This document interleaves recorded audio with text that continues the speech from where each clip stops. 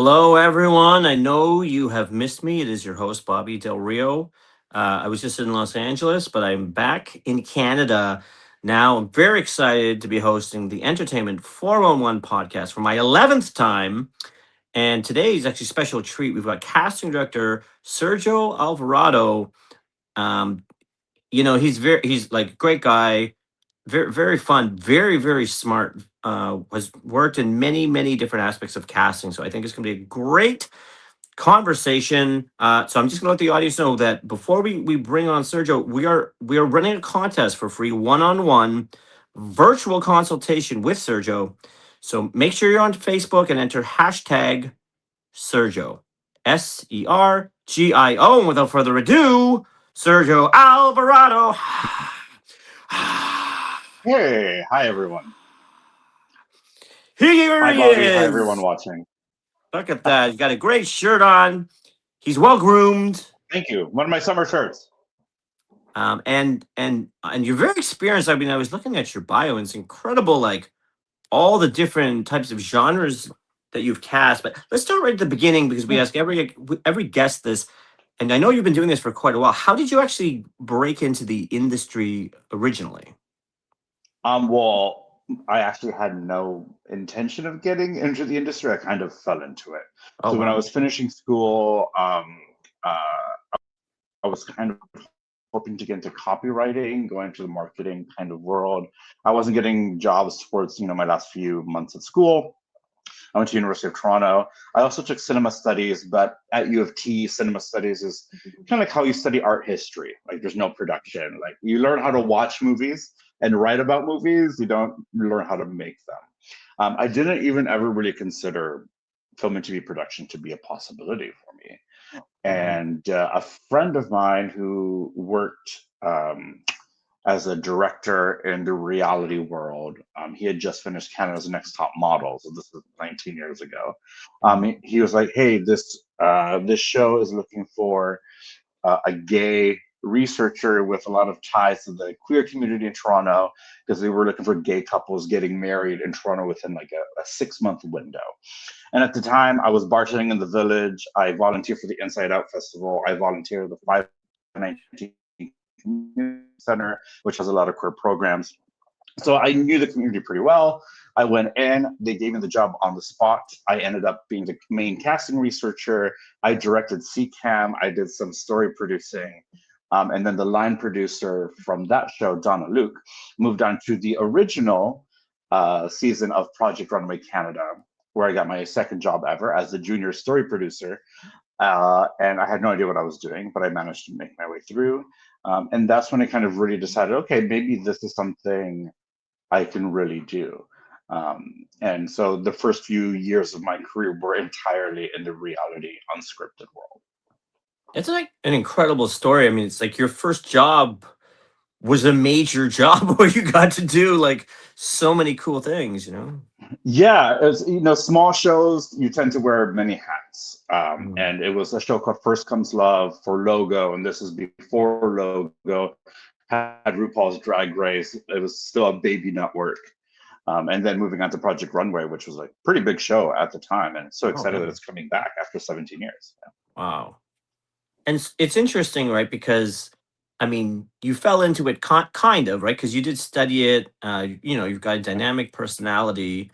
You're interested in the industry. But what was it that like why couldn't you get in without this sort of like random way, which actually ended up being an amazing way to start your career. But what was the gap between your experience and like your education trying to like find a way in? Like, I guess I also didn't even really understand the scope of Mhm. the industry at the time. Like, my guidance counselor at 17 didn't tell me, oh, you should go study film at York or TMU and pursue it. It's the third or fourth largest industry in the city. Nobody told me that. Mhm. I went to U of T because I'm an immigrant, and when you're an immigrant, your parents tell you you have to go to U of T. So I did, and the rest just kind of happened. I knew I didn't want the conventional careers that were kind of encouraged by my family of like lawyer, doctor, engineer. And Yeah. I was having a hard time kind of finding what I wanted. And you know, I always liked writing and I was creative, so I thought the world of marketing was going to be where I was going to land. So like it didn't even occur to me ever to like look for jobs in film and TV. And so Mhm. this friend who became my mentor, Darcy Butler, was pretty much pushed me to the industry. And then a few other new mentors along the way kind of dragged me in and said, you should be in casting, you should do this. And that's just how it kind of happened for me. So interesting too. I also went to U of T, and my dad's a lawyer, and so like I understand he's an immigrant from Italy, and it's very relatable what you're saying, right? Now that's this is partly why we do this podcast, because I think there's a lot of people, maybe the next Sergio in the audience is in the same situation, especially now, right? It's a difficult industry, and people are trying to figure out like, how do I break in? So it's pretty powerful to hear how you did it, you know? Yeah. I wish I could give advice as like how to break in because it just kind of happened to me. Right, So yeah. right, right, right. But I mean, to me, it seems like, you did have the education, you did have the passion, and when the opportunity presented itself, you ran with it. And obviously, like, you did well, because you can't just do all of those jobs unless you're executing really, really well, even the first time, you know? Yeah, and I had people really carry me from one job to the other. Right. And then about six or 7 years in is when I launched the Brunch Store, my own company. And Yeah. yeah, the rest is history. Here I am, 19 years later, still casting.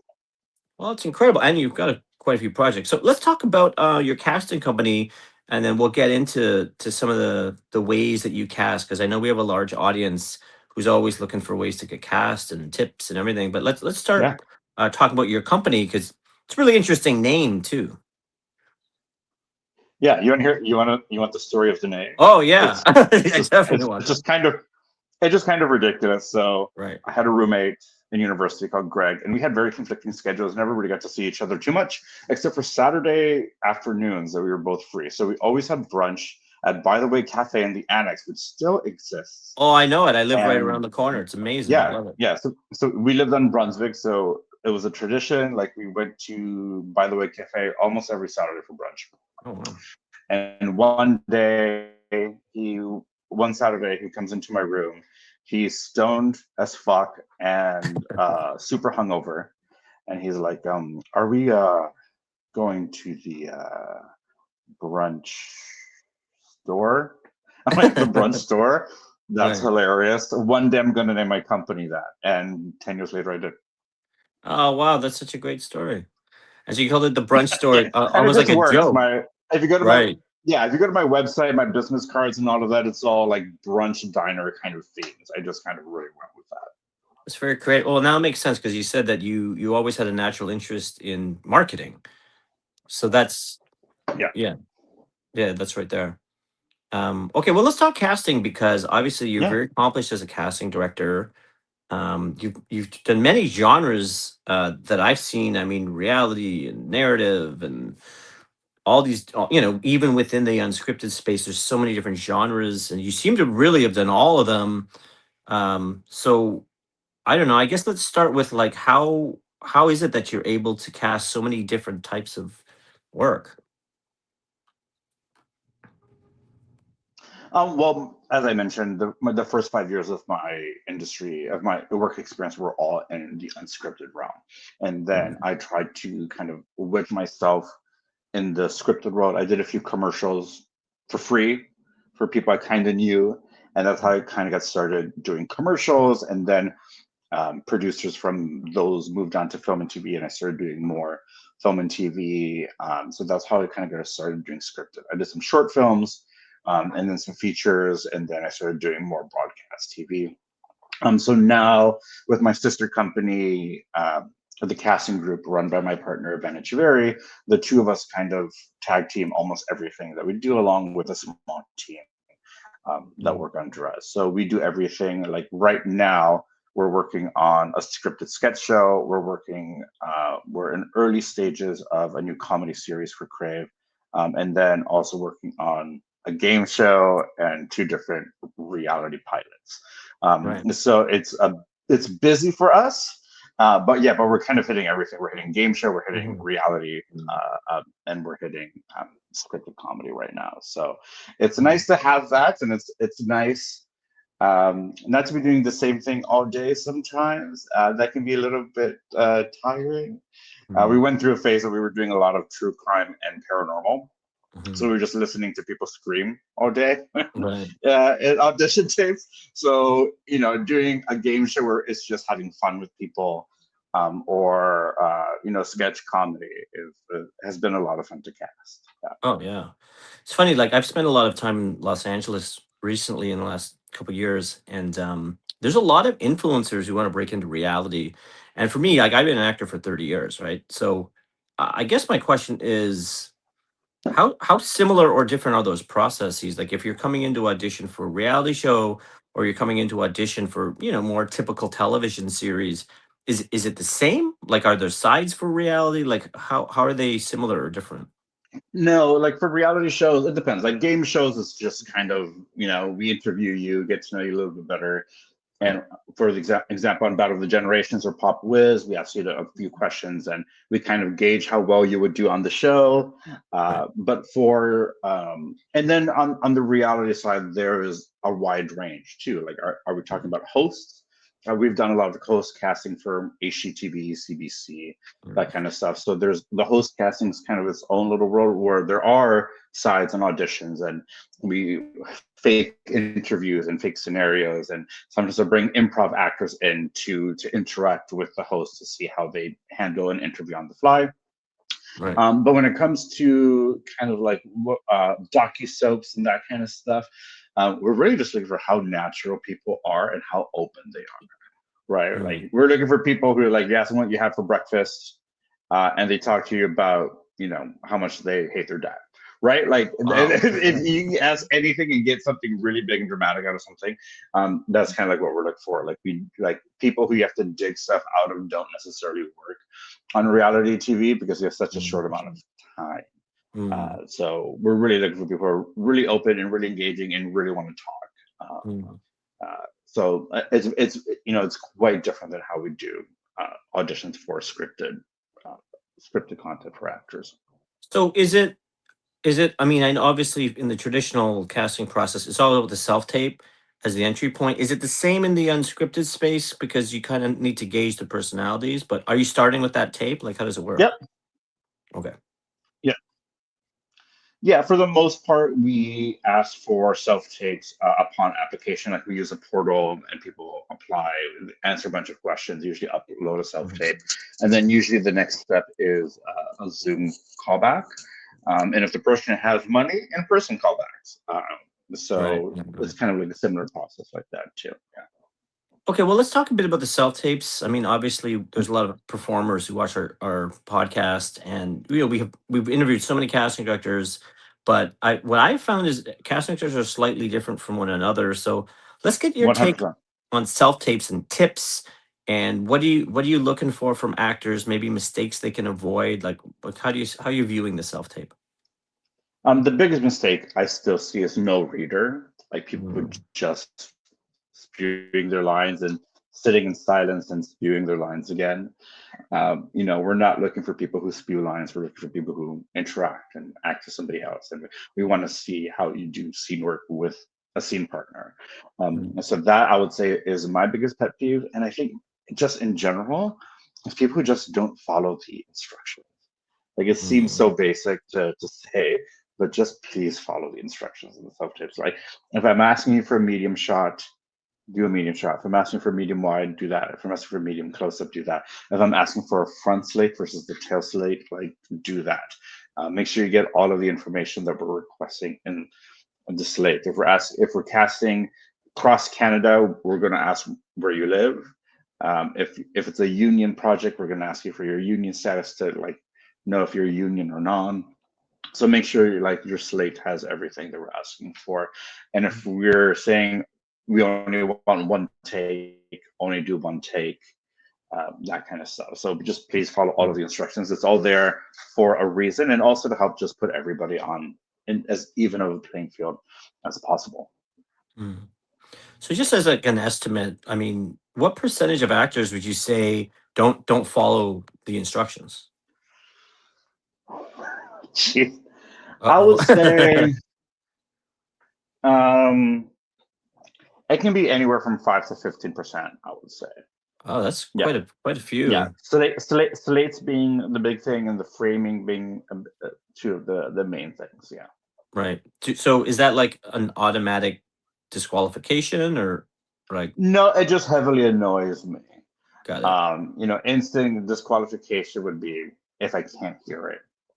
Okay. That's the main thing, which happens also a lot. So I think a lot Mm, of people use editing software and output it and then upload it without watching the output before mm, uploading it, and there could be glitches or other things, right? So it is very often that we get something that's either super overexposed, or we can't hear anything at all, or it's just mhm. static or something like that. So if there's no time to reach out to you or your agent to resend it, then it's just kind of gone, and it can be unfortunate.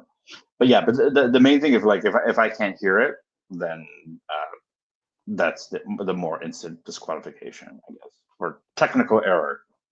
Well, that makes sense. Well, okay, in terms of other tech specs, I've heard a lot about the production value of the tape itself. Like, how much is that a factor? Like, if the lighting is poor or the angle is poor. I mean, if the lighting is absolute garbage, then yeah, like I need to be able to see you. I need to be able to see your eyes, and Right. if you're, especially this time of year where it gets dark so early, if investing in a couple of simple lights, if you don't have enough lighting wherever it is that you're shooting, that's kind of all you need. Any fairly modern cell phones, all you need. You don't need to get a DSLR or a fancy camera, or anything like that. Like most, unless you're a singer, you don't need a special, or doing VO, you don't need special microphones. Everything on your phone is just fine.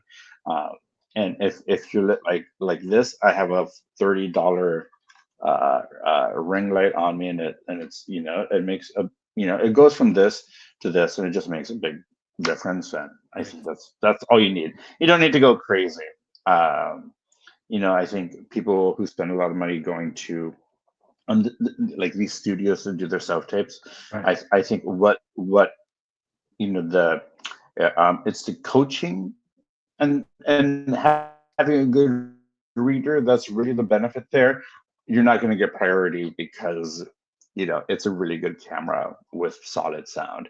The exception would be for VO. Like I think VO auditions, they really want to make sure they really want to hear the nuance in your voice, but for Mhm. on camera, not so much. Well, look, I mean, for me as a performer, that's great, right? Because I mean, you're doing your job, right? You're evaluating the performing ability. Not you have to hear and see the performer, but you're looking at the talent. Yeah. Yeah, and blank wall behind you, as blank of a wall as possible. Mm, If you don't have a blank wall where you can easily shoot, that's when you need a backdrop. But if not, blank wall is fine. I just don't want to see your whole apartment. right. Or always facing the wall, not facing the rest of your apartment.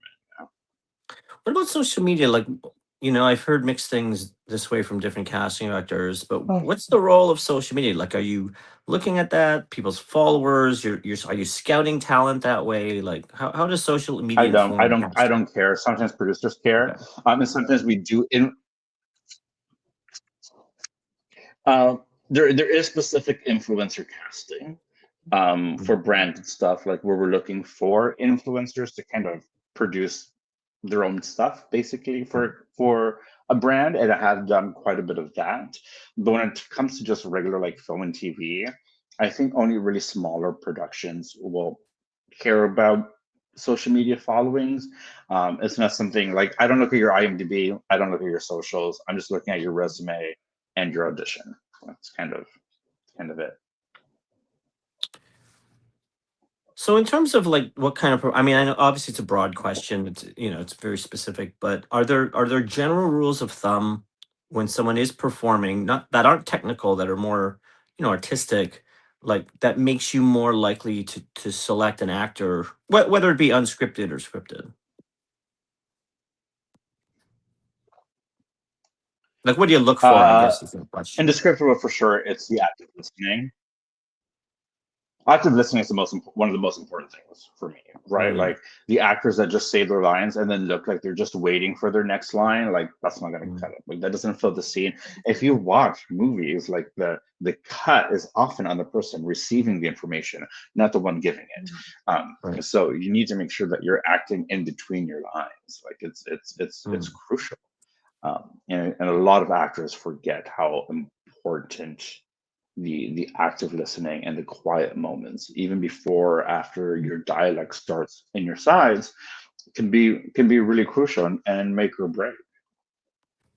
And so I can tell that you've done some directing, right? Because that's a very high level note and a very good one. So that informs obviously your ability to cast because you're essentially viewing it through the eyes of like a leader, right? Like a director. Well, for sure, like directors expect us to really narrow down the field, so they're only Mm, seeing the cream of the crop, right? Like mm, it's different in the commercial world. When I'm casting commercials, they want to see as many options as possible. Like I'll send them 50 tapes of somebody biting into a burger and smiling, and they'll want more options. Like, oh, we haven't found it yet.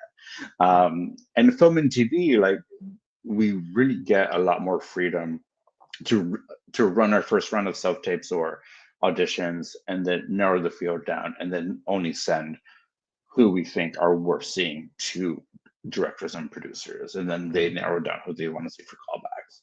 So it's a very different process. I feel like uh, with commercials they want to see the most options, TV way less, and then film even less than that. Mm. Uh, and it also depends if it's a director I've worked with before or not, or a producer I've worked with before. On film, we tend to work with the directors closer. On TV, we tend to work with the producers closer. So Mm. those relationships are constantly changing. And yes, I've had directors be like, just send me your top three. Like, I don't want to look at anybody else. So it's, that kind of relationship really changes our workflow, and no project's the same in terms of how many people we see and how many people we present. So another big issue in the industry, I'm going to switch gears a little bit. I'm curious to hear your take. I really don't know what you're going to say. Like AI, there's a lot of performers and writers and everybody, Mhm. but let's stick to performers. Very worried about AI, right? There was that Tilly Norwood situation where a lot of performers were outraged that, an AI generated actor could get this much attention. Is this just headlines? Is this just a distraction marketing, or do you think there's a place where AI could potentially threaten jobs for actors? I think AI is going to perhaps make full-on projects. I don't think there's going to be a project that's going to be 90% real actors and somebody who's AI. I don't think the unions would do that, and I will go along with that or anything like that. Where Mm, I'm most worried about what AI is going to do is really on the lower budget work for voiceover, mm, and also background in general. Not that CGI has been used for background like for a long time, but now that it's getting easier and easier and cheaper and cheaper to use AI to fill up a stadium or whatever the needs are, I feel like the numbers of background are going to diminish first, and then mm. the low end, a lot of the non-union commercial VO jobs might go that way, and we'll never see Okay. it. We won't we won't. It won't be too obvious until we really start saying it's like, oh, like all of these radio ads are obviously AI or Right. stuff. But I think the higher budget productions are still going to cast their VO and their narrators. But I don't know what's going to happen with mocap. Like I think the where it's going to hit more before principal actors or anything is going to be, yeah, voiceover, background, and mocap. Mhm. So okay, so really most of the work that you do as a cast director sounds like you don't really see it being affected, right? It seems like kind of the thing that you do where you're looking for real people and actors. to play characters, like AI is not really impacting that.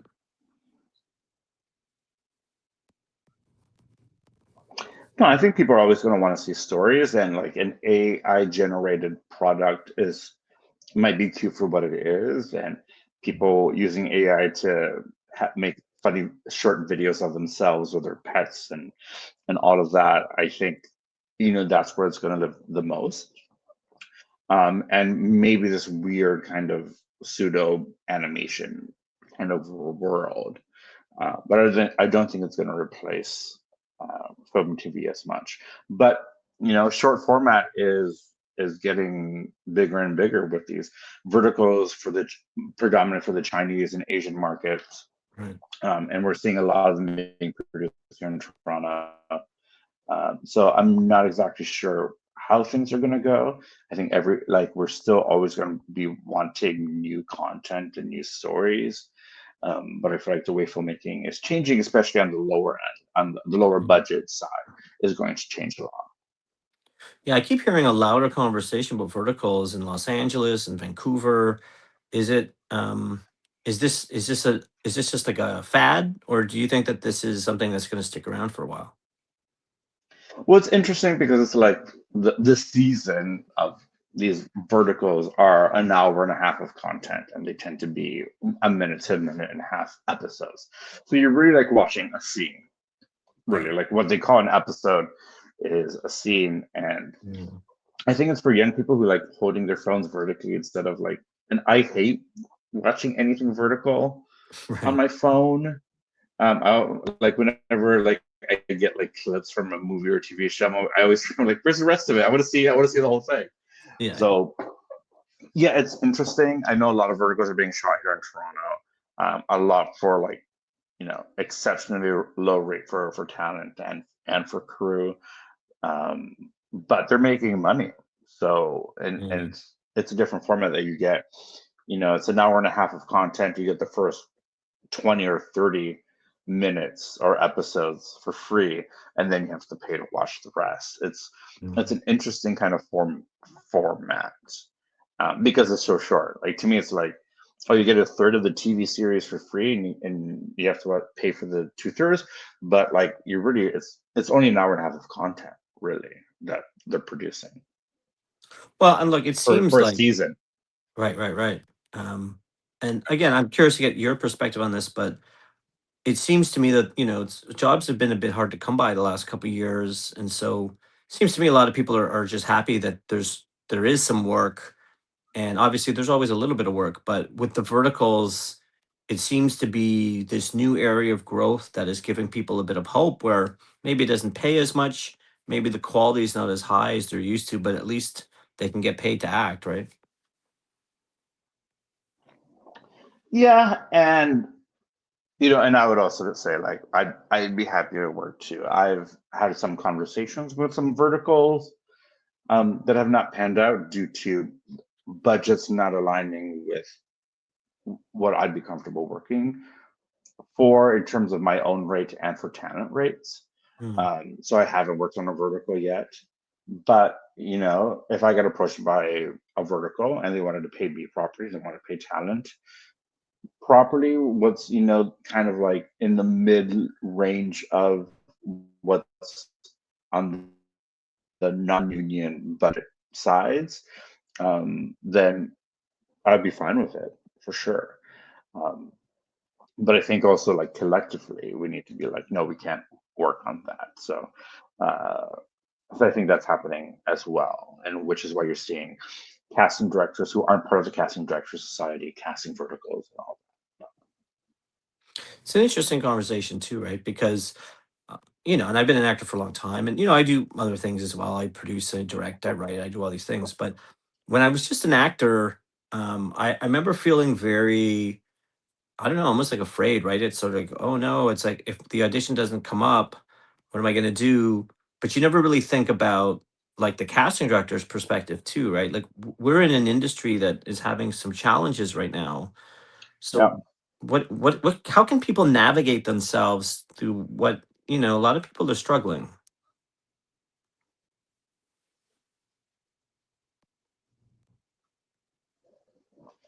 I'm sorry, you lagged there a little bit. What was the question? Oh, okay.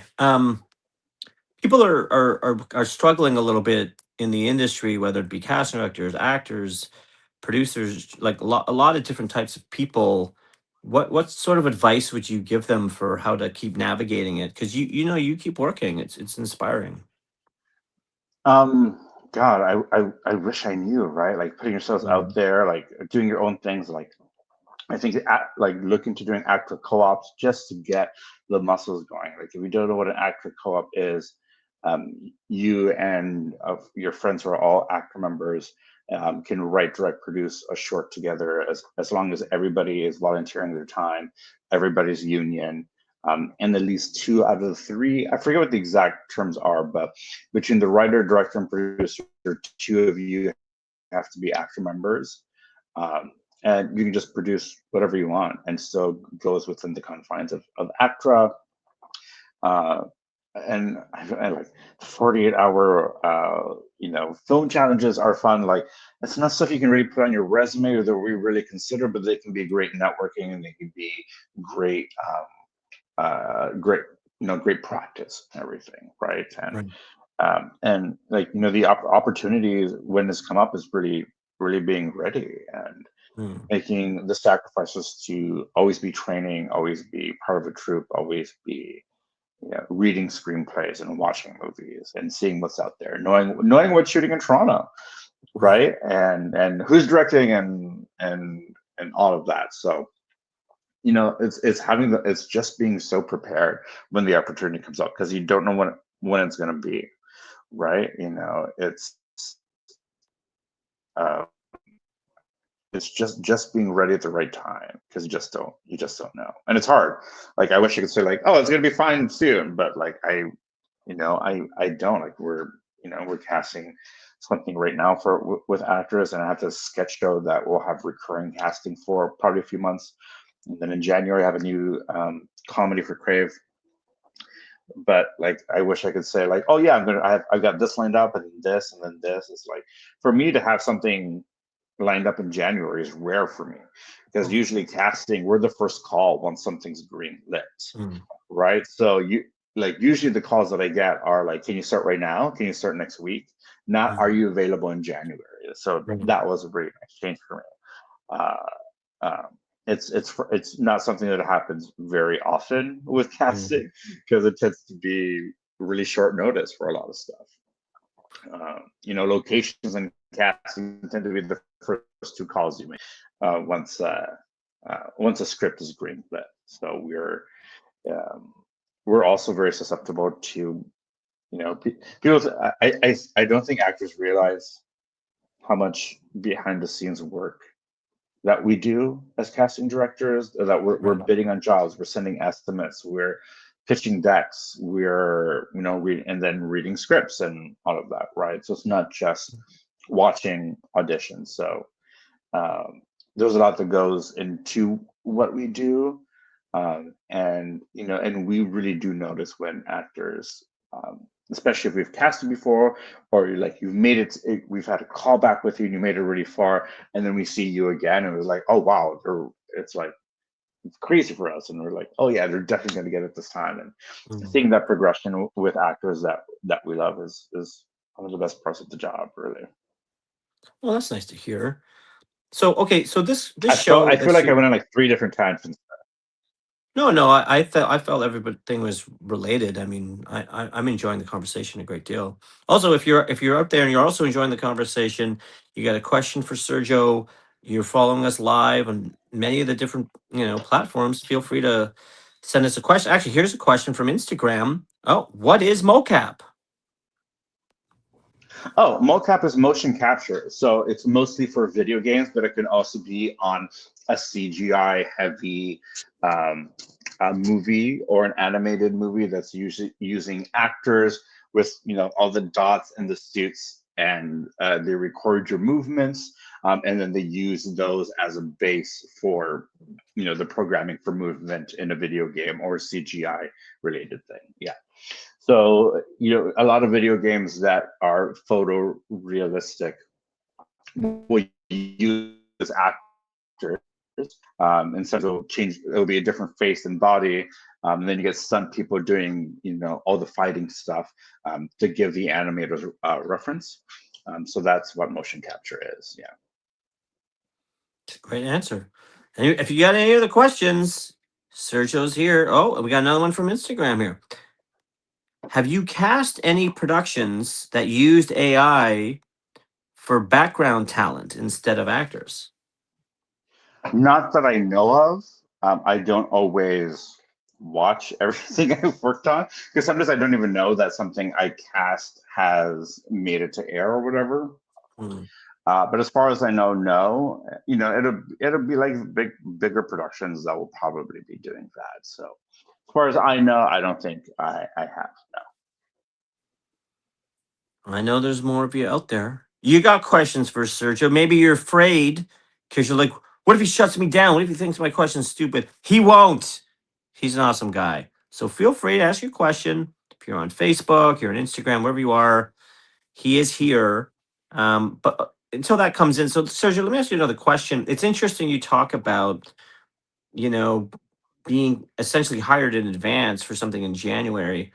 Now, does that to you signal that the industry is growing, or is that more just like you're more in demand personally, and so they want to kind of lock you down, sort of more in advance? I think this is a particular case where it is.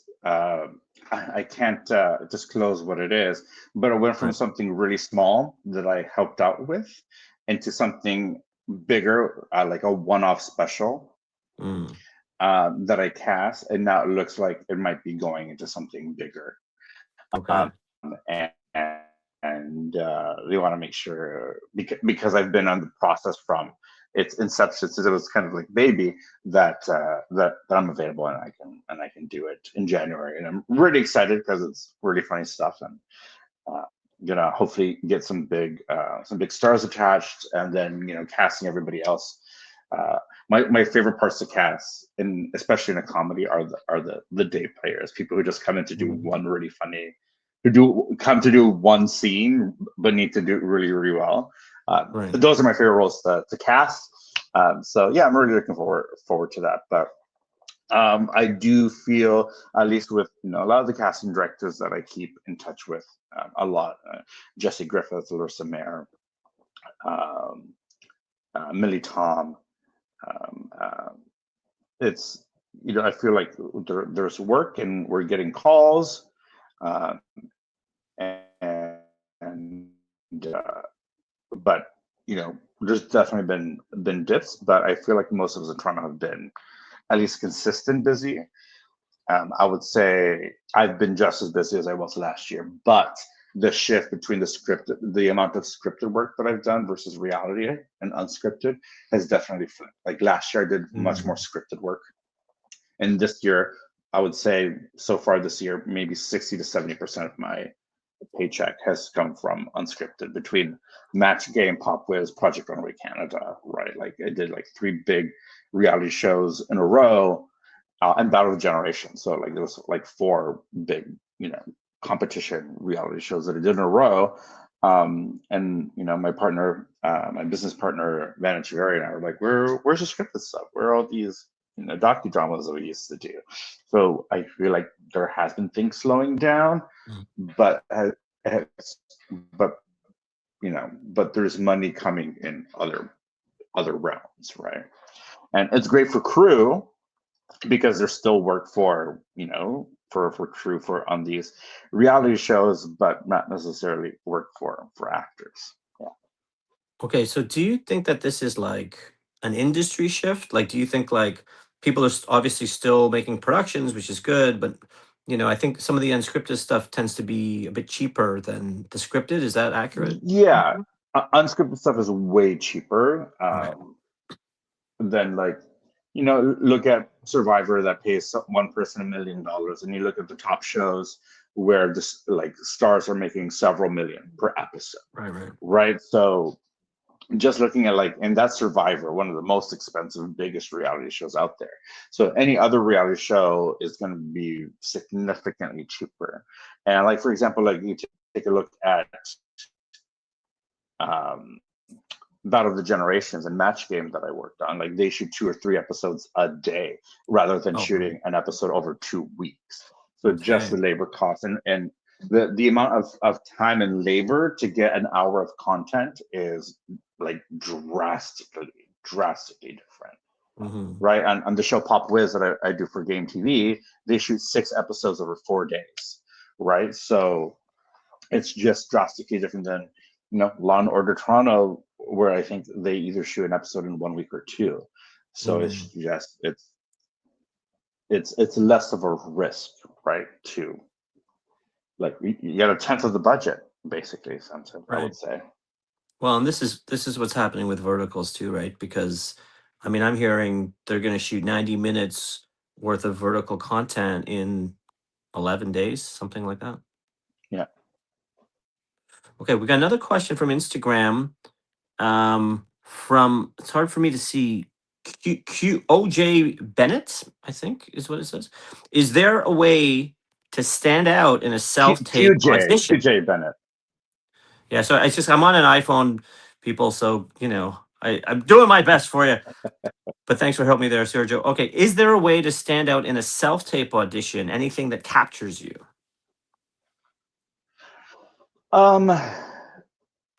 I would say you're in and you're out. Like the whatever tiny moment there is before your dialogue starts or after can be something that we see as like, oh, okay, they thought the scene through. Like anything that makes a scene feel fuller without getting to the level of being distracting can be good. Like walking into the scene or fidgeting in some way. Um, I don't like overuse of props, but making sure your eye lines are clear. Um, and the hardest thing to do, really, in self tapes or in any audition, is tone. So any information that you have, look it up. Like if it says the casting director, look us up. If it says the name of the director, look them up. If it says the name of the network, look it up. Like whatever little information that you have in the breakdown, look it up. And if it's an existing show, like if you're getting an audition for Law and Order or Murdoch Mysteries, like you should know the show and you should know the tone, right? You should know what that is. It amazes me how many times I've worked on, the second, third, fourth season of a show, and people send in self tapes that just totally miss the mark as Mhm. to what the tone is, and they went really big or they went really small. Um, so if you know the tone of the show, especially if with the little information you have, that's a lot of the work because that's where a lot of the directing and callbacks is getting your tone right and fitting with what the vision of the show is going to be. Because sometimes we see somebody and we like their choices, but their tone and the direction that they gave themselves was totally wrong. But you can still get a callback because we like how you acted and that you made strong choices. Mhm. And then it's up to the director to make sure that you can get to where he wants you to be. Right. So, yeah. So it seems like a common theme with some of the notes you have for actors is really just kind of doing the research and whether it's reading Mhm. the sides or researching the show or the tone is like doing the work that puts them in the best position to succeed. Would you say that's accurate?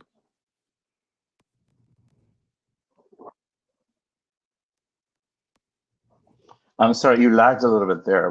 Could you repeat just the Yeah, last it's part? okay. There's just a bit of a delay.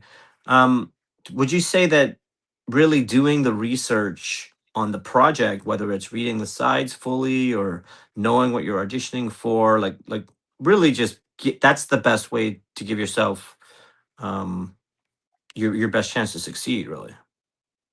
Yeah, 100%. And I know a lot of breakdowns are super vague and don't say anything, but if there's any information, use it to your advantage as much as you can. Yeah, that makes sense. Okay, so if there's more questions, now's a good time to. Oh, here we go. We got a question from Instagram. And if I get this wrong, please help me, Sergio. From Truthfully Jeffrey, I think is Jeffrey. what it says. Jeffrey, how do you feel about a vertical slate, and how important is a slate? Only do a vertical slate if we're asking for a full body shot, and it's the only way that you can get the shot in. Otherwise, if we're just asking for like this slate, everything landscape, everything horizontal, nothing vertical ever unless we request it. And only if we're asking for a full body shot. Usually, a lot of commercials will ask for a full body shot and a turn. And if there's no way that you can get that landscape with the space that you have in your home, that's totally fine. You can do vertical just for that, but everything else needs to be slate. And your slate is crucial, and especially for kids and minors, like your slate can make or break it. And Slate is an organizational tool for us in case it was your video was uploaded to the wrong profile on the platforms that we use or something like that. It helps us relocate you and find you, and like as long as I hear your agent, like I can always find you. So it is very, very important.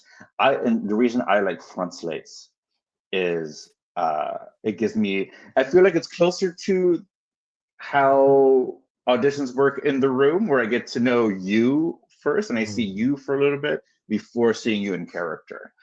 So that's why I always explicitly say front slates on my self-tape instructions. But I would say it's pretty important. Like, to me, it shows if you want to actually be doing it or not, and if you follow instructions well.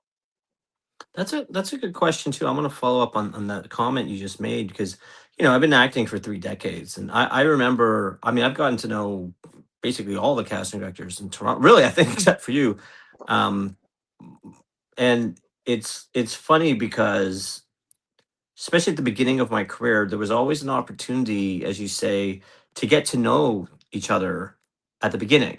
It's like a little talk. Oh, over time, how's your wife and how are the kids? Like this kind of thing. And I feel like in the self tape world that we've transmogrified into, that's a bit lost. Would you agree with that? Yeah, for sure. I haven't done a first round of auditions in person since COVID, Wow. so it's still like I'm only meeting actors at the callback stage. Mhm. So that can be, I feel like I haven't met the actors in the same way as I did Mhm. before COVID, but there's still a way to get your personality to come through. Mm. Play in character. If you're playing a very depressed, sad, understated person, like don't slate like that.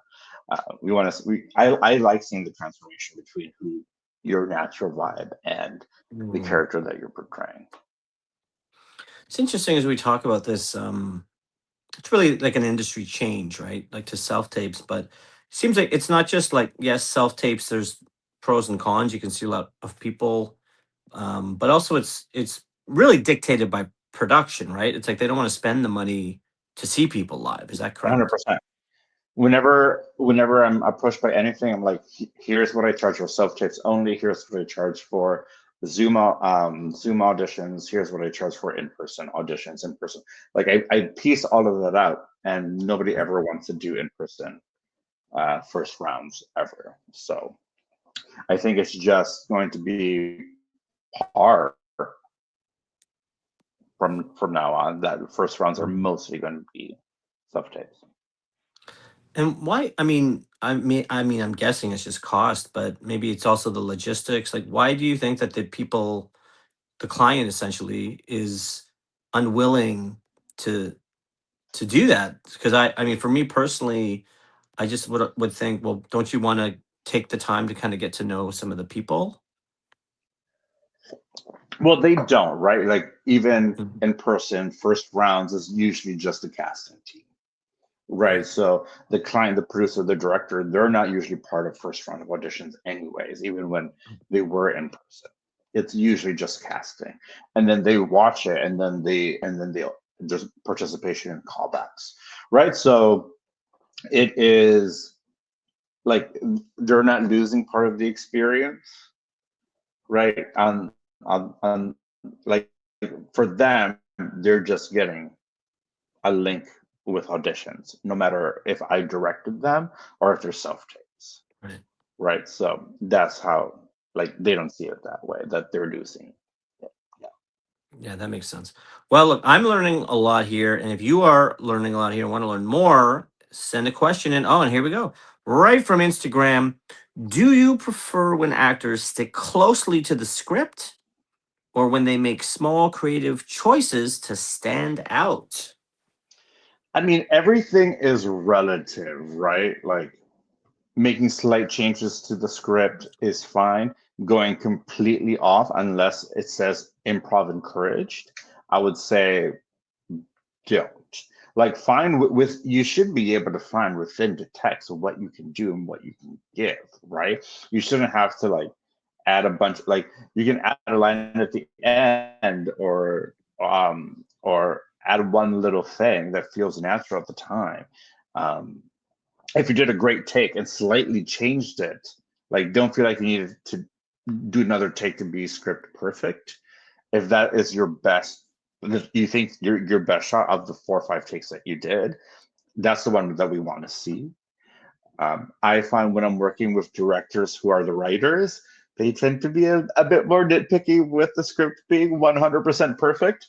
But for the most part, we are looking at your performance more than your memorization or anything. Just don't go crazy. Like, just don't do anything that doesn't make sense, and trust the writing, because I don't think actors realize that how many eyes have gone through that script to get to the point that you get it at, right? So the director has poured their heart and soul into it, as has the writer, and people higher up have put in their 2 cents, and at least 20 people have looked at the script and made changes. So trust the script, and we want to see what you do with it, and it'll really be in callbacks where you can really have, I think, way more fun with the material. I know you got more questions out there, people. Here we go. Instagram. What's your advice for actors who are just starting to build their resume? They don't have a lot of credits yet. What do they do? If you don't have an agent, well, for everybody, it's just training, training, training. Have as much training on your resume as possible, and that'll show. And not just because it'll make you better at auditioning, but it shows us that you're constantly training. It's like, okay, they haven't booked anything, but I see they've taken 5 classes in the last year or year and a half. So I can see that you're really, really trying, and that can be the difference between you getting an audition or not from me. Mm. And then it's also social media. So everybody who does uh, open calls, you need to follow us on our socials, and that goes from the big casting, commercial casting houses, like Man Casting and Powerhouse, and Milo, as well as casting directors like Ian Bender and Larissa Mayer, who do open calls, as me and my partner Vanna Chiveri. But following all of our socials and waiting to see our open calls is really important. And then also being on platforms. The two big platforms that casting directors use are Casting Workbook in the Toronto market, are Casting Workbook and what you guys call Actors Access. We call it Breakdown Express or Breakdown Services on our end. It's all the same thing. But you can create your own account without an agent. You will only have access to the open calls, which is a tiny percent of the breakdowns that go out. But keeping looking at it every single day and seeing what you can apply to, from the open calls in the non-union world is how you kind of get started and start booking commercials or small little things like that. Yeah. Sergio knows it all. So if there's something you want to know, now's the time. Send your question. Okay, from YouTube. I like how it's all these different platforms. From YouTube, what qualities make you remember an actor, even if they don't book the role? It's an interesting question. just strong choices. Like it's like sometimes somebody's just wrong for the part, but they just made really strong choices, and they really made us laugh, or they really made us feel differently about a character, or they did something that we didn't even expect from the writing, right? And we put that in our back pocket, and we keep track too. I don't think actors realize that on the platforms that we use, like if you audition for me through your Actors Access account, every time that you pop your agent or you self-submit through that, when your profile comes up, there's a little star, and if it's a little gold star, it means I've auditioned you before, and or even requested an audition from you and didn't get one. So I can click on that star and be like, oh yeah, she auditioned for this and she was fantastic, but she didn't get it. Or yeah, she was really funny for this, but it's not what they were looking for. And that really helps with us gauging who to request self tapes from and bring in for auditions, and sometimes even direct the callbacks. It happens. But if there's a black star, he'll never see you ever. Is that right, Sergio? If they have a black star, their career's over. No, I'm just joking. I'm just joking. It's fully joking. Okay, Instagram. Do you have any advice for managing nerves during an audition, especially when it's with a big casting office? Uh, I would say just don't think anything is like a big deal, right? Like there's nothing that you can really do to ruin it, right? Like as long as you're professional, and you treat everybody in the casting office with respect, you'll be fine. Uh, as I mentioned before, if you flub lines or like forget the text a bit and you need to have the script in your hand, like that's not a make or break moment for us. So just really having fun, and remember it's your room, not ours. Like while you're there, yes, the casting director is like getting things through, but you can ask us questions. You can ask us about blocking. You can ask us, can I use this? I brought a prop. Can I use it? Can I move this chair? Like, like the answer might be no, but you can ask us. Don't be afraid to ask us anything, and that way you feel like the room's more in your control. And because I feel like actors feel like all the power's on our side of the table, but it's really on your side of the table because we need you. We need you, right? So we're just waiting for that person to come in and save the day. I am so nervous until we have I am so nervous behind that table until somebody comes in and nails it. Yeah.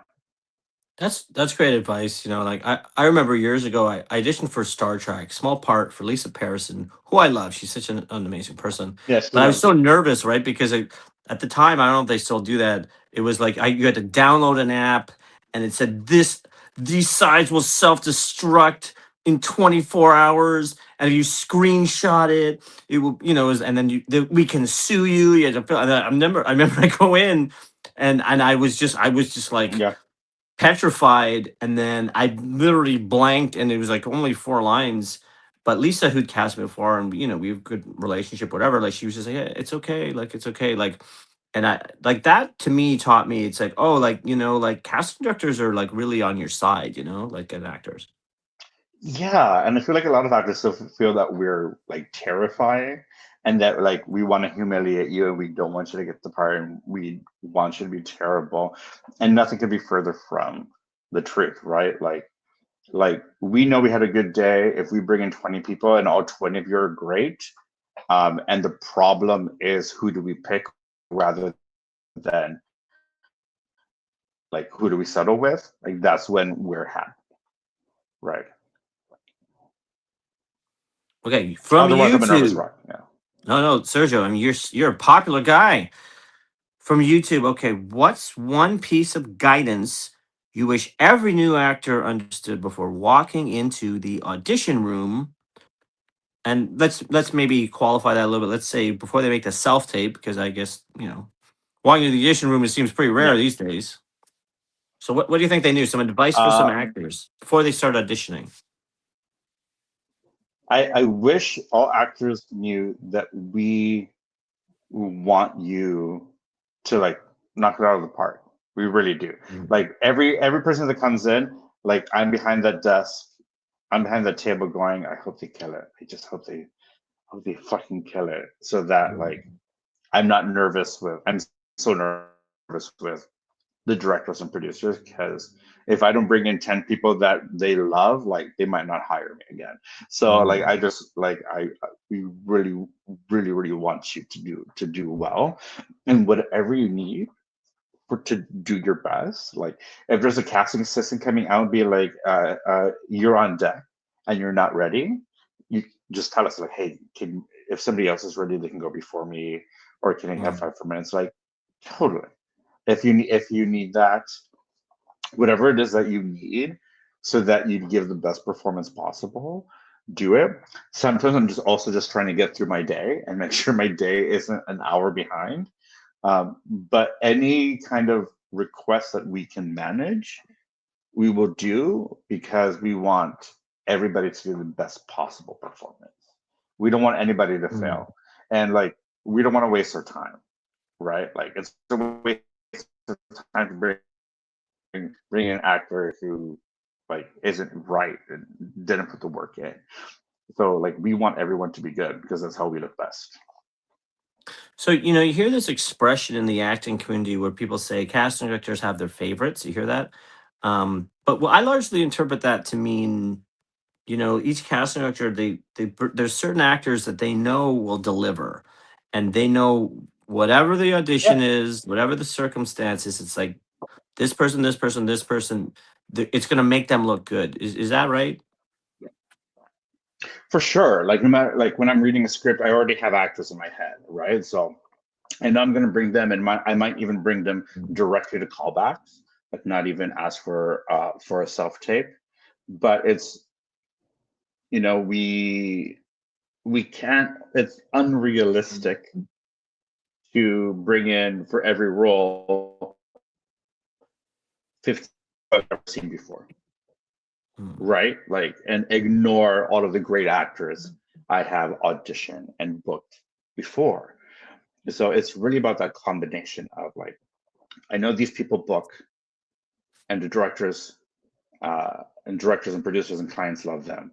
Here's some people that haven't necessarily booked with me, but they're always training and they're good. I'm going to bring them in.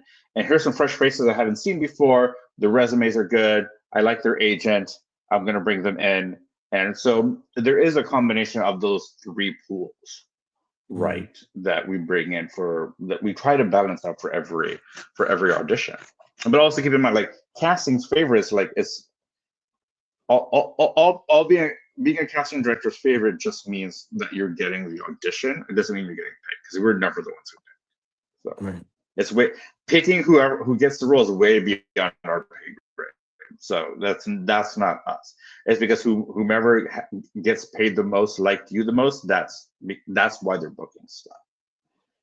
And Yeah. here is a reminder, you can win a one-on-one consultation with Sergio if you go to eBoss Canada's Facebook page, join the chat, and enter hashtag Sergio. And listen, if you are not responding here, this is my 11th time hosting this podcast. Sergio is like answering everything very well. He's here. He's got some time for you. So if you're on the fence and you're like, I don't know, should I say something? Yes, say it. Say it. It's not easy to get, you know, real feedback from a casting director who's as busy as Sergio. Okay, from YouTube, we have, do you recommend that actors research the director's past work before an audition? That's an interesting question. Yeah, yeah. I mentioned before, like any knowledge, a lot of breakdowns honestly don't have any information on them. It's a fake title.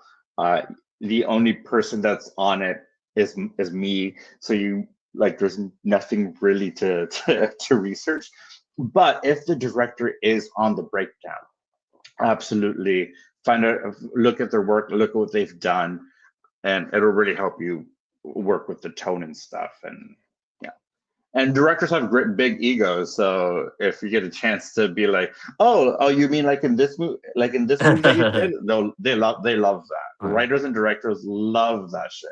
Yeah, You mean like at the 37-minute and 27-second yeah, mark? where the car Yeah, explodes and yeah, exactly. yeah, Um, they love that stuff. so basically, I mean, I really do get this recurring theme with you, right? It's like as much work as you could do, as much research you can do, it can only help you, right? Yeah, 100%. Okay, got another YouTube question. Look at this. It's just going and going and going. What is the best way to recover if you blank on a line or make a mistake in the audition? Where were you 8 years ago when I ruined the audition for Star Trek? What's the answer? Like if you make a mistake, you blank on the line, you flub it, what do Yeah, you do? if you make a mistake on the line, just keep going. Like a small flub, and like, but like you haven't blanked out. Just keep going. Let us tell you if you need to restart. If you do go completely blank, then you can say, "Sorry, can we start again?" And they're just like, I just like need to read. Just need to read the script again or something, or you can ask for the line. It's totally fine. Um, if there's a reader, they'll give you the line. There's different ways to recover from it. So my recommendation: a small flub, like you skipped a line, or you flubbed something, or like you flubbed the line and then went back and said it again. Just keep going. Like we don't want to lose the take if your performance is good. Your performance is more important than the exact words that you said. If you completely blanked, then you can have a bit more initiative to be like, hey, sorry, can we just start again? Or can I get the line? Or I just lost myself. That's totally fine. Happens to everybody. Sometimes it's nerves. Sometimes your agent sent you the sides at 10 p.m. the night before. We understand. So yeah, that'd be my suggestion. Small thing, keep going. Completely blank out. You can take more initiative to restart. And that's all really happening at like the callback stage now, right? Yeah, yeah, for sure. Okay. We have a question Oh, we and had a again, question that disappeared. um maybe I'll get this name wrong because it's so tiny on my iPhone, but if you could help me out, Sergio. I see Kelly Buell. Is that right? Yeah, yeah, Kelly Buell. Hi Sergio. Tell yes. me It says, "Hi, about Sergio. Tell me about work you have done." yeah, yeah. Oh, so we All crossed right. paths there. Yeah, because there's a bit of a delay. Okay, so Kelly Buell says, "Hi Sergio, tell me about work you've done related to casting that helped build your skill as a casting director. Writing, being on set. Who was your favorite writer?" Well, okay, so let's go Um, one at a time because there's a couple questions there. So, work you've done related to casting that helped you build your skill as a casting director. right. I don't have a lot of experience outside of casting. Mm, When I first started in the reality world, I did story producing, some challenge producing for reality shows. I did some story editing, and I did a few jobs where I was a production coordinator or manager, but I also did casting. A lot of these smaller shows, as I mentioned, have a lot of multiple hats. So you get hired to be the production coordinator or the researcher, and you end up doing a lot of different things. In the scripted world, aside from one short film that I wrote and directed. In the scripted, I've only really worked as a casting director and a writer a couple of times. So mhm, I don't have really on-set experience in the scripted world. mhm. So it's my experience is very, very limited. I think where my skill set comes from is just because I've always been crazy into movies, and like I was a kid that on gorgeous summer days my mom had to push me outside to play because I just wanted to watch movies that I was probably way too young Mm. to watch, right? So um, yeah, that was for me. In terms of writers, you can't beat Charlie Kaufman, who has I feel some of the Wow. most creative scripts, movies just between Being John Malkovich and Adaptations. Like it's those two movies alone, like kind of like blow my mind in terms of writing. So, and movies that I rewatch all the time because I feel like the writing's immaculate in both of them. Oh, he's total genius. And so, Yeah. okay, you wrote and directed a short. I didn't know this. What was it about? What was your short? It's called Go Go. It's done fairly well in the festival circuit. It is basically about this closet case who gets a go-go dancing shift at Pride to try to win his go-go dancer ex-secret boyfriend back. So we shot that Pride Saturday at the Phoenix last year, and yeah, we just had a screening like last week, and it's done pretty well internationally. Won a few awards. My editor won 3 awards so far, and Oh. my actors have won some awards. So I'm pretty happy with how it's going. I still got like another probably 5 months left in the festival circuit to see what else happens, but it's been fun. Yeah. So I mean, this is fresh, right? I mean, you're making movies now. Are you planning to write and direct more films, or what are you thinking? I don't know. I don't like as a like I feel very comfortable in casting and directing, and I like writing. Directing was definitely something that came naturally to me, but I don't know if I could do that for 15 hours a day for 3 months on a movie. So maybe I'll stick to writing and casting. Well, we'll see. We'll see. Okay, Instagram. I'm gonna probably need help on this. Lana Alexandria. I think that's what that said. Lana Alexandria. Are you open to receiving marketing packages from new actors via email? I got a lot of these, and honestly, I like no. Like for me, my brain only works for what I'm casting right now. Um, so you should know what I'm casting right now, and apply to those things that I'm casting right now. I just can't like an actor I've never seen before Right. put it in my head for something that maybe comes up 6 months from now. Like to me, like 100% reach out and be like, hey, I saw this open call. I don't have an agent. Here's not just my self tape, but everything else. That's fine. But in terms of marketing materials, like I hate to say that I don't care, but I don't really care too much, right? I'm only really thinking about my project at hand, and the actors that I need for that specific project. I'm not trying to look at things like in general all the time because Mhm. my it doesn't fit in my brain. My brain's not big enough. Well, and also, I mean, you're busy, right? I mean, so like, Yeah, would you recommend that? Really, actors who are new, they maybe should focus their efforts more on getting an agent. getting an agent. Yeah. Yeah, Okay. Um, Craig Weiss, is that what Craig Weiss? Is it appropriate to have an agent share new yeah. Craig work? Weiss. Craig Weiss, okay, thank you. Is it appropriate to have an agent share new work an actor has done, like an independent short film, with casting directors? What do you think? Do you have time to see their work? Is it really just No, about the submissions? Right. no. Make sure your reels are always updated, and agents do put in the notes that we see with their submissions, like just finished this, or just did this, or just did this that hasn't come out yet, or hasn't been announced yet, Mm. or just got cast in this. So agents do give us notes as to some of your recent major work. Um, but not just like, oh hey, they just did this short film. It's like, okay, well, so has every actor in the city. Hopefully you've Right. all done a short film this year. Right. So like that's not big, that's not news to me, that's par for the course. But if you have booked something really big that is not on your resume yet because you can't put it on it yet or anything like that, your agent will usually tell us. Yeah.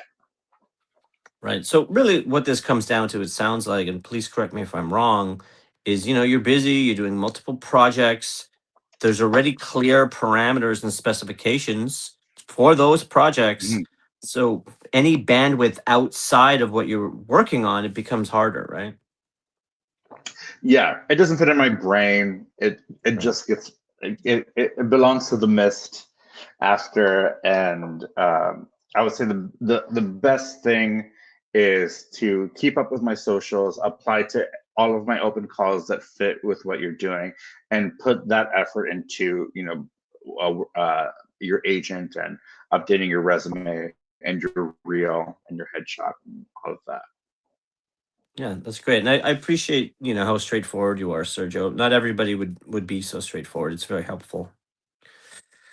Okay, another one from Instagram. You're a popular guy today. Geez. Do you actually watch every self tape or demo reel submission or just the first few seconds? What keeps you watching? Um, if it's a yes, I'm I'm clicking you so that you're presenting it. I won't finish it. But if it's a no right away, I'll finish watching it. Yeah, Okay, because so sometimes, yeah, like if you're killing it from the beginning, I'm like, oh yeah, that's it. Like I won't like bother watching the whole thing. I'll be just like, oh, yes, like, interesting. and you've made my short list. But if if you're just okay, you could get better. Maybe you decided to like play it like really internal and then bring something towards the end. So I'll watch all of that. So sometimes because you're such a yes, I won't watch the whole thing. But that's what gets a yeah. And reels, to be honest, Mhm. like we're like I don't know how other casting directors work. I'm only really watching reels for big roles, like lead roles, series leads, movies leads. I'm not watching. I don't have the time to watch Mhm. your reels for a 5 line, like an actor part that's 5 lines or less, or a tiny thing. Like I just want to see like I just look at your resume and see like the last thing on your training and the last few projects that you did. That's like I'm like okay, they're good enough, and I will select you from for auditions. Like and honestly, getting cast by reels is very rare. It's usually a tool for to be seen for big parts, not for small parts. I'm not going to people's reels for a 5 liner actor role. I'm just not. It's interesting because you answered the exact opposite that I would have expected because you're like, as soon as you don't need to watch the rest. And then you'll give people a Mhm. chance if they haven't shown you enough. Yeah, for sure. Yeah. Okay. Look, we're gonna go into. We've just got two questions. Thank you so much for everyone. Sure. We are gonna run this contest, but we've got two questions that come up every single week, and I know you're gonna have a great answer, Sergio, because you've answered everything amazingly. And then we're gonna run the contest. How would you like to see the Canadian entertainment industry evolve or change? Especially in terms of opportunities for emerging talent, production growth. Um,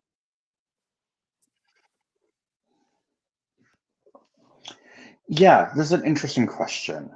Um, I feel that we've seen such great Canadian successes with the golden age, the new golden age of CBC comedy, where they had Kim's Convenience and Schitt's Creek and Working Moms and Baroness Von Sketch Show all at the same time, which is nuts. And they also had Anne with an E, and like I just hope that that like Canadian productions continue, like, and this is also thanks to not having Poilievre as our prime minister, who wanted to shut all of these means for Canadian productions to survive down.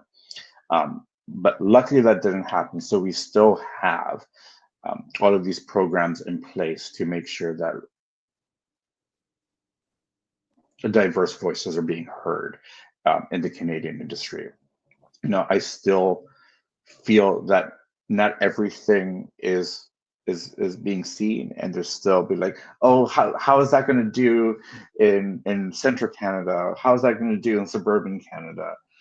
And I feel like shows like Kim's Convenience and Schitt's Creek have really shown it's like, oh, like they didn't have to cater to the broadest possible people, and it still did. You know, they were still big shows that have done well internationally.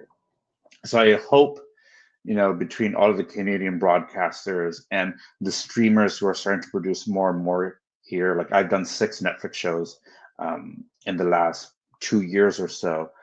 Like I really hope that they're showing what Canadian content can do that's different than American and British content that we have here, because we really do have a diversity of talent. It can feel very homogeneous, but I feel like we're working a way towards that.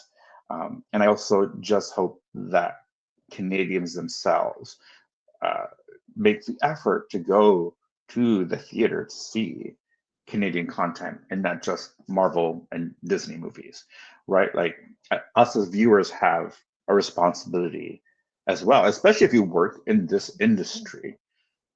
You know, you should have, you know, you should be subscribed to at least one Canadian streamer. You should be going to see Canadian movies, and we have to share that responsibility, or we're going to fall in this like weird trap where, you know, we're just going to have American production shooting here and nothing of our own. I feel like there's still the motivation to do that, and hopefully, you know, whatever government is after this one is maintaining and enriching those programs that do tax incentives and full on like money to Canadian content, because we need more of it, and I hope that's where we go. Unsurprisingly, another amazing answer from Sergio. Look, we want to do another 58 hours with Sergio, but we can't. We have one more question, but like you're crushing it, Sergio. Honestly. Okay, final question. Then we're gonna get into this All right. contest because we know you want to get a one-on-one consultation with Sergio. So it's like, hopefully you can get it. Only one of you is gonna be able to get it. Let's talk mentors. You know, Yep. we like to end here because it's just a nice. I don't know. It's nice to see like who's able to help people get to the positions they are. So did you have any mentors, people who really helped you to get where you've gotten? What 100%. I mentioned the line producer who brought me from my first show to Project Runway. Her name's Donna Luke. She's amazing. I had Cheryl Alameda, who was the director of the first show I've worked on. I've you know counted on her for many things. I had Ron Leach, who was a casting director who passed away a couple of years ago. He is the one who really held my hand between going from unscripted to scripted, and made sure that I wasn't making big mistakes when I first started off. Because if you start off and make big mistakes, then your career is over. So Ron Leach really, I wouldn't have the career that I have without him. And also, who I consider my TV godfather is Darcy Butler, who was the director of Canada's Next Model, who was like, you need to. And then we've worked together on many things. He's brought me on. I always call him for advice. He came to my film screening, and I'm going to his birthday next week. So we're still very close. 19 years later, and I still call him for advice. So the mentorship doesn't end. Yeah. Yeah, your generosity of spirit really comes across. And Ron Leach was also so good to me for so many years. It's really tragic and shocking that he's no longer with us. But you know who is with us is Sergio. And if you want to get a one-on-one consultation, you may be in luck because we are about to run the contest. So Charlene in the background, she's very powerful. She runs the whole industry. Just so you know, Charlene, whenever you're ready, let's do this contest. Hashtag Sergio. Okay, we see a bunch of Oh my, look at names. all these People look so names. good. Who's gonna win? It's like a little ball that's slowing down, and the winner is Aisha Tamisha Jolaker. I probably said that wrong, but you won. You were the big winner. You're gonna get one-on-one time with Sergio. You lucky Aisha. Wow. How does it feel, Sergio? I don't know. You're gonna meet Aisha, and It's weird being a prize, but sure. Well, I'm happy to talk about your resume, your reel, your headshot, and whatever suggestions you have for advice that you need for the industry. I'm happy to do it. So it's fun. and look, Sergio, on behalf of Entertainment 411 and eBoss, thank you so much. Like, obviously, there's been so many people who have asked you questions, and I learned a lot. And oh, look, Petra, I probably can't say that. Petra, help me, Sergio. What's what's Loic? What's La Weekly? Let's Loicly. Thank you, Bobby and Sergio. Oh, and she's so nice. And I wish I'm on an iPhone, Petra, but we appreciate you. Uh, Craig Weiss is like, thank you. Cheryl Ro- Roland Gilman. Thank you both. Very Yeah. helpful.